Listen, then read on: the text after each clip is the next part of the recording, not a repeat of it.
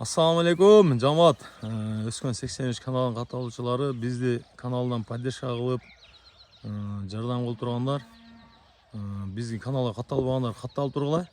Жакшы нерселерди, колдон келишинче мындай жөндүрак нерселерди, элге чөп турган нерселерди чыгарган аракет кылабыз. Бүгүн мынакей Жалал Абад шаарына келип, Кушбак полбандын үйүнө ошо өспүрүмдү тартканы келсем, ака бир зор бээм бар эле. Быйыл кысыргалып калыптыр, буга чейин көп жакшы аттарды туруп, жакшы кулундарды берген дейт. Шуну да бир элге сунуштап, эл менен бөлүшүп, бир аракет кылып көрөлү ага дейт.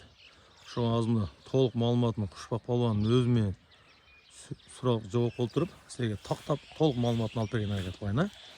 Кушбак полбан биринчи ошо жашынан баштайлычы. Жашы 6 болот, ака 5 туду да, бири кысыр калып калды.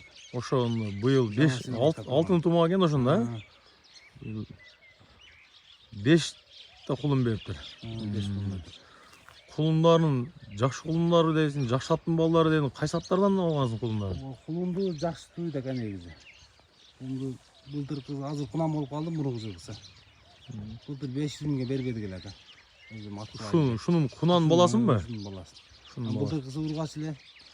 Ургачларын да өзүм 4-5 ай өтө жакшы эле саттым. Ургачтын да жакшы була саткансың, а? Ургачларын деле жакшы сатып атабыз. Анан монда белгилүү аттарга койгом дедиң го? Ошо алиги 500 миңге саткан шунун баласы. Кайсы аттын баласы эле? Ал бияка жетелеп койгом экен. Акжал аттын баласы. Ошол жерде, а, Ачыда. Ачыда. Шунун баласы негизи кулуну жакшы туйт ака. Өзүндай немеси көркөмү жогураак да өзү конигирак дейт. Ама кызыргаланга ичкер жүзөк. Өзү кышта да талаада жүргөн бейлер состояниясы ушундай болот өзү. Тем более кысыргалган болсо азырында өзүн жакшы не кылып атыр да, бирок ден соолугу жакшы мындай чарс бээ экен өзү, а? Ден соолугу жакшы экен. Бээнин өзү мындай баш тараптары зор экен да аттын же. Бээнин.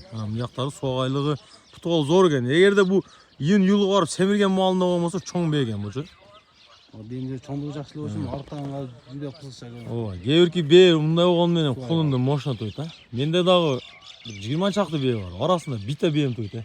Эң куник бээ, ошону ушул жерде базардан алгам. Нурдин алып берген. Бир 10 чакты тай алгам, ака деди, муну 28 миң сом мындай кулун ачты алың деген. Кой десем бой.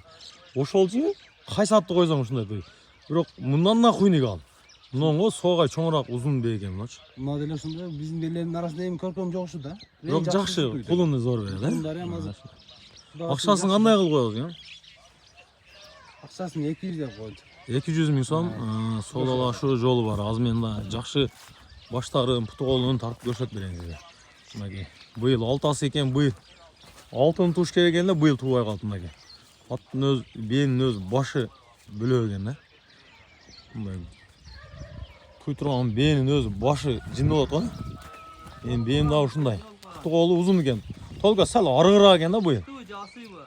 Бак 200 миң сом кем бар, Кушбактын номерин коюп коем, Кушбакка байланышып. Жакшы аттарга койсоңор, жакшы кулундарды берет деди. Быйыл ал момент экен да, азыр алып туруп, сразу бир чамалаган аттарга койсоңор, ошо атка жараша туруп берет деди. Ошон үчүн колдо кармап жүргөнбүз ака деди. Быйыл кичине пул керек болсо сатып аттым. Кушбак менен байланыша бересиңер.